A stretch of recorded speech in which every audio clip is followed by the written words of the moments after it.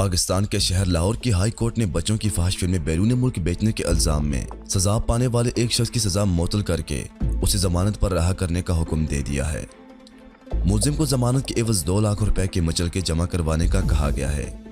صادر امین نامی ملزم کو وفاقی تحقیقاتی ادارے FIA نے سن 2017 میں پنجاب کے شہر سرگودا سے گرفتار کیا تھا اور سن 2018 میں لاہور کی سائبر کرائم سے متعلق عدالت نے اسے 7 برس قید اور 12 لاکھ روپے جرمانے کی سزا سنائی تھی۔ صادر امین کی گرفتاری ناروے کی پولیس کی طرف سے فراہم کردہ معلومات کی بنا پر عمل میں لائی گئی تھی۔ ملزم کے قبضے میں 1000 گیگا بائٹ کی ہارڈ ڈسک برآمد ہوئی تھی، جس پر FIA کے مطابق ہزاروں کی تعداد میں بچوں کی فحش فلمیں اور تصاویریں موجود تھیں۔ FIA کے تفتیشی افسر آصف اقبال نے BBC کو بتایا کہ صادر امین بچوں کی فحش فلمیں ناروے، سویڈن اور برطانیہ سمیت دوسرے ممالک میں فروخت کر کے لاکھوں روپے کما چکا تھا۔ ان کا کہنا تھا کہ ملزم کو موصول ہونے والی رقوم کی شواہد بھی اکٹھے کیے گئے تھے۔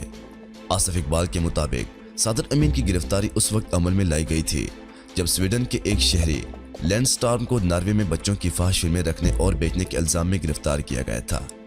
دوستوں، مزید ایسی اپڈیٹ سے باخبر رہنے کے لیے ہمارے YouTube channel Urdu story teller کو سبسکرائب کریں اور دن کی تر و تازہ اپڈیٹ سننے کے لیے ساتھ موجود گھنٹی کے بٹن کو ضرور دبائیں تاکہ آنے والی ہر نئی ویڈیو کی اپڈیٹ آپ کو بر وقت موصول ہوتی رہے۔